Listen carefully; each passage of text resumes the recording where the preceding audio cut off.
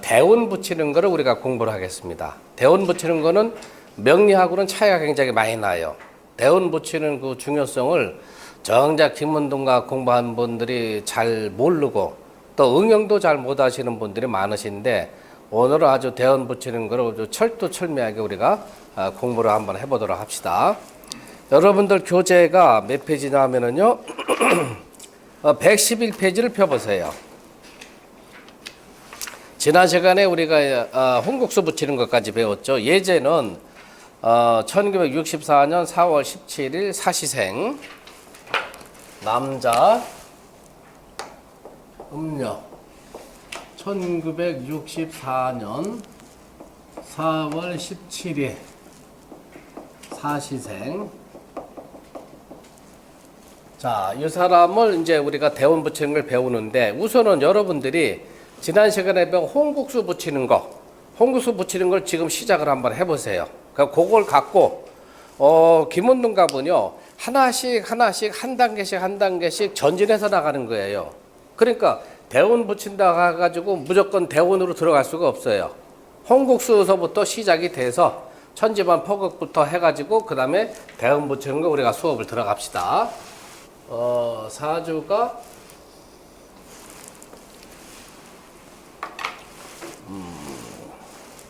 갑진의 기사에,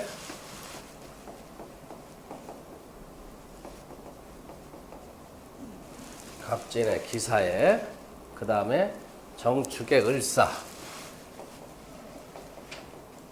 정축의 을사 2, 4, 갑을병정 무기 6, 1, 자축인묘진사 2, 6, 자축인묘진.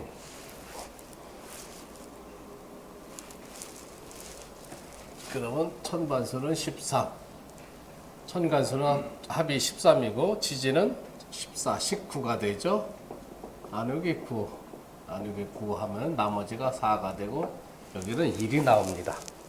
천반은 나머지가 4가 되고 집안은 1이 되고, 중궁수는 천반수가 4가 되고 집안수가 1이 되는 거예요.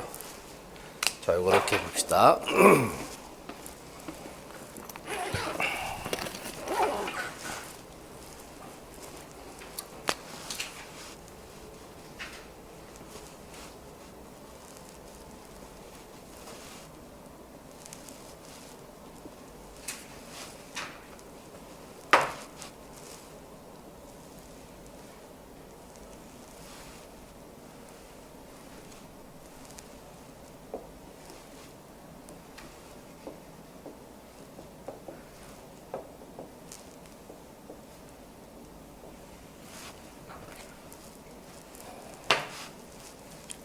칠, 8, 9.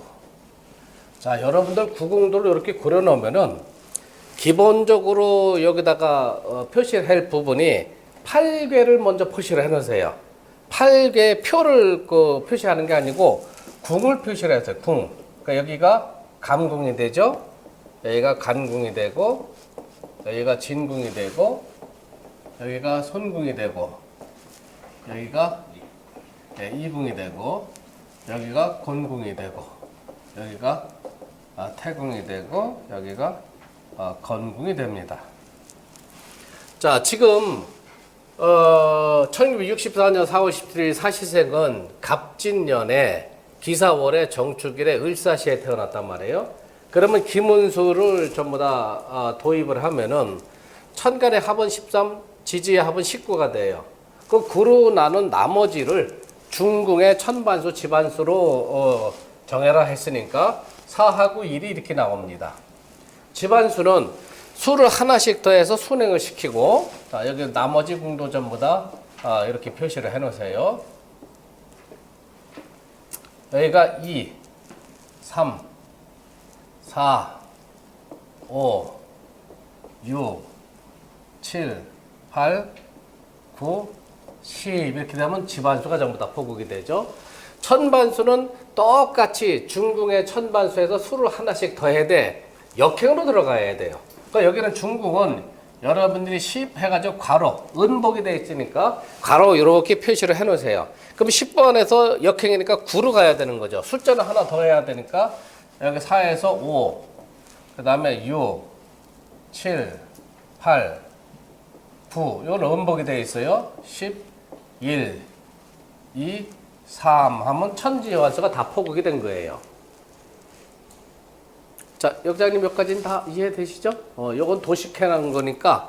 자, 그러면 이번에는 우리가 수장도를 한번 짚어봅시다. 수장도 연습을 우리가 한번 할 겸 해가지고 우선은 천간은 여기 감궁에서 갑을 짚으라 했으니까 여기가 갑이죠. 그 다음에 기니까 다음에 여기 들어가죠. 갑을 병정 무기 여기가 떨어지죠. 다음은 정이니까 갑을 병. 그 다음에 정 여기 떨어지죠. 다음은 을이니까 갑을 하면 4번이죠. 그래서 천반이 4다. 그럼 집안은 이제 진서부터 연지부터 시작합시다. 자축 인묘 진 중궁에 떨어지죠. 그 다음에 사는 자축 인묘 진사 곤궁에 떨어지죠. 다음에 축은 자축 손궁에 떨어지고 다음은 사니까 자축 인묘 진사 1번에 떨어지죠. 그러니까 여기가 집안수가 1이죠. 여러분들이 기문수를 붙이지 말고 이 손에서 움직거리는 걸 자꾸 연습을 해두세요. 수천 번 연습을 하셔야 돼요. 그러면은 나중에 손을 안 봐도 돼요. 머릿속에서 이게 전부 다 암산으로 우리가 할 수가 있어요. 기문둔갑은 전부 다 옛날 분들은 전부 다 손에 넣어서 전부 다 외웠던 거예요. 대운 붙이는 것도 마찬가지예요. 자, 우리가 자평명리에서 대운 붙이는 거하고 기문둔갑에서 대운 붙이는 거하고 굉장히 차이가 많이 납니다. 이렇게 보시면 돼요.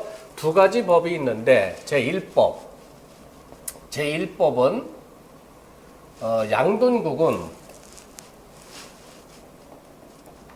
양둔국은 동지서부터 하지까지 태어난 사람 우리가 양둔국생이다 이렇게 얘기하고, 그 다음에 음둔국은 하지서부터 동지까지 태어난 사람, 혹은 그 안에 어떤 그 사안을 활용해 보려고 할 적에 그런 거 전부 다 음둔국. 동지서부터 하지까지는 양둔국으로 들어가고 하지부터 동지까지는 음둔국으로 들어가는 거예요. 제1법은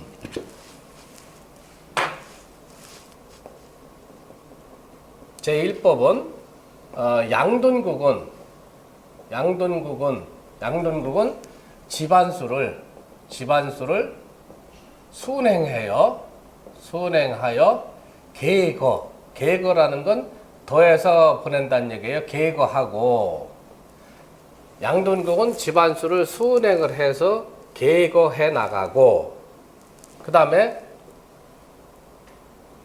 천반수는 이건 양둔국이에요.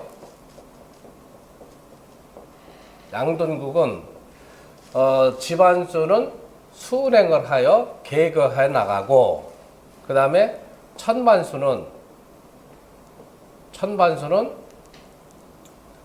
일진궁, 여기서 일진궁을 뺐네요.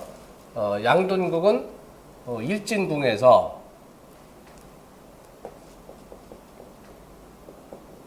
일진궁의 집안수, 일진궁에서 시작해서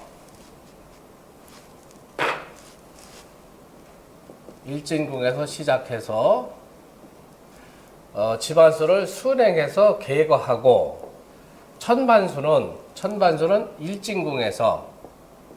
일진궁에서 시작하되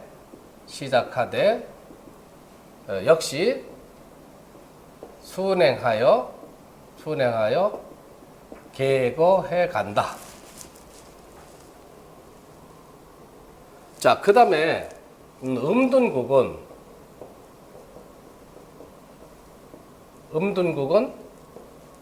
일진궁에서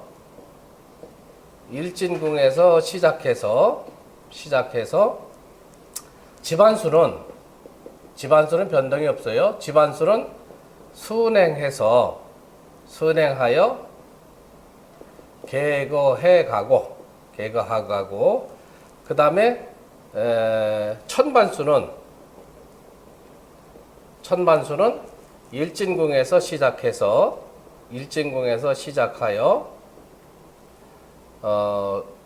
역행하여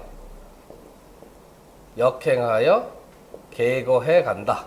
계거한다. 자, 이것이 제1법이에요. 자, 제2법은 여기다 적어 드릴게요. 제2법은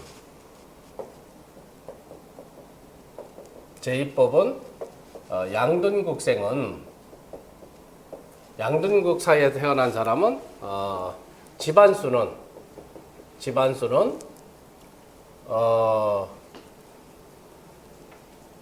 부궁정의도 상으로 순행하여 계거해 나가고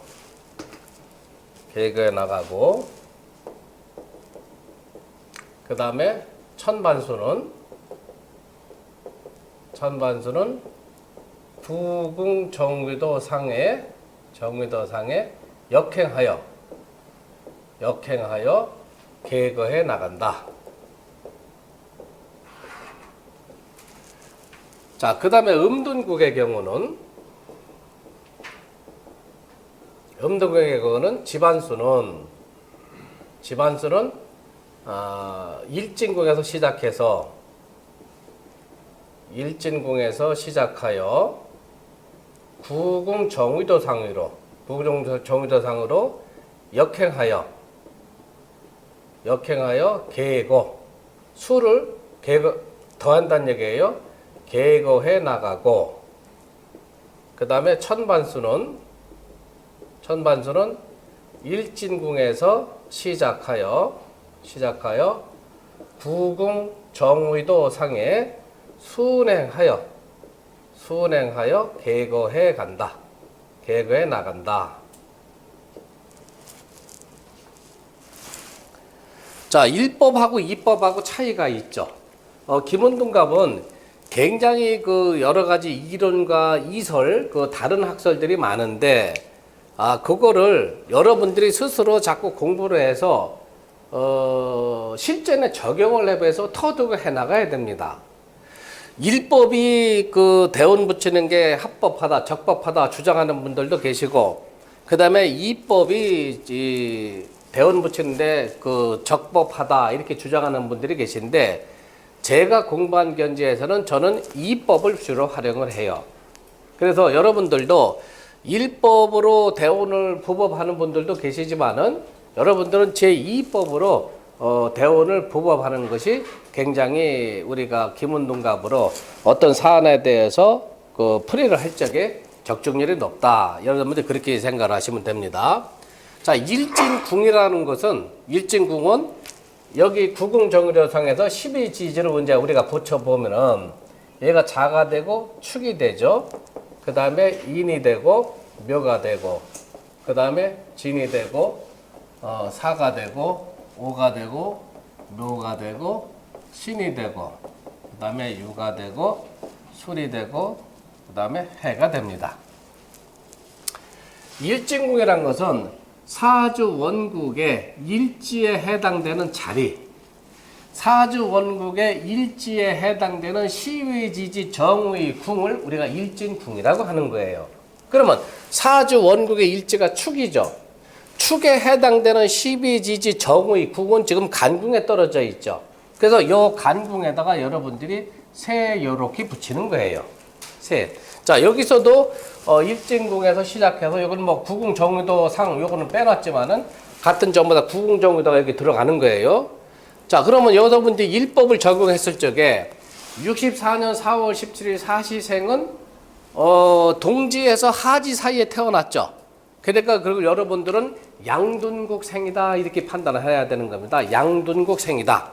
그러면 양둔국은 집안수는 일진궁에서 구궁정의도 상으로 순행을 하여 계교해 나가고 천반수는 구궁정의도 상에서 역행해서 계교해 나간다. 지금 64년 4월 17일 사시생은 양둔국생이죠. 그러니까 이 부분을 우리가 적용을 해 나가야 되는 겁니다. 자, 그럼 이렇게 봅시다. 세궁에서 집안수만큼 머무르는 거예요. 집안수만큼 머무르니까 1세부터 몇 세까지 머무는 거예요? 1세부터 1, 2, 3, 4, 5, 6, 7, 8, 9. 9세까지 머무른 거죠. 1에서부터 9.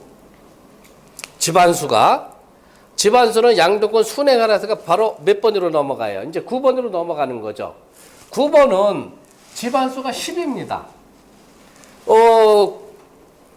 여기 김원둥갑은 후천 낙서에 상극의 일요를 적용하다 보니까 10이라는 숫자는 은복이 돼서 없어지는 거죠. 그래서 요 9세에서 10을 더하는 게 아니고 중궁에 있는 은복수를 더해줘야 되는 거예요. 자, 그러면은 10세에서부터 중궁에 있는 은복수가 6이니까 10, 11, 12, 13, 14, 15에 해당이 되죠. 15세까지가 2궁에 머무르게 되는 거예요. 그 다음에 이제 1번으로 넘어가죠. 10이라는 궁은 이제 은복이 되어 있으니까 1번으로 넘어가는데 1번은 16세에서부터 2를 더하면 17세까지 머무르게 되죠. 그 다음에 2번 궁으로 가서 18세부터 3을 더하면은 18, 19, 20, 20세까지 머무르게 되죠. 그 다음에 3번 궁으로 갑니다. 그는 21세에서부터 21, 22, 23, 24, 24세까지 머무르게 되죠.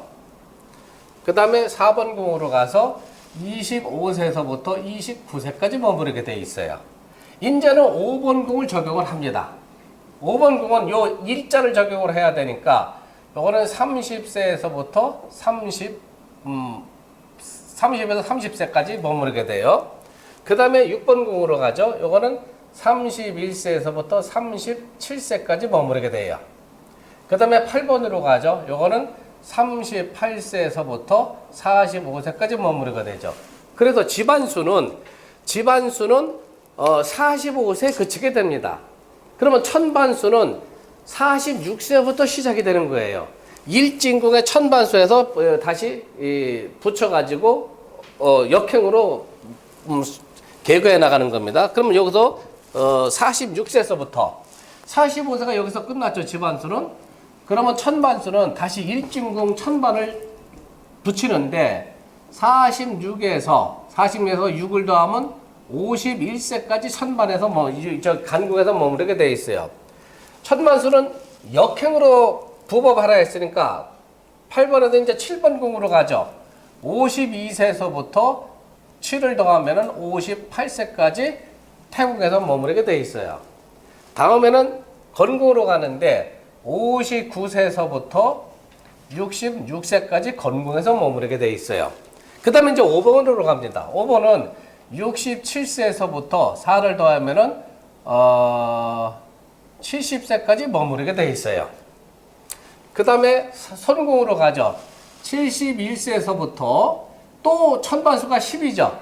10을 적용을 못하고 중궁의 은복수를 적용해야 했으니까 9를 적용을 해야 되는 거죠. 그래서 요거는 79세까지 머무르게 되어 있습니다.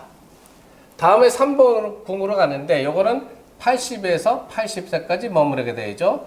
그 다음에 2번 궁으로 갑니다. 요거는 81세에서부터 82세까지 머무르게 되어 있어요.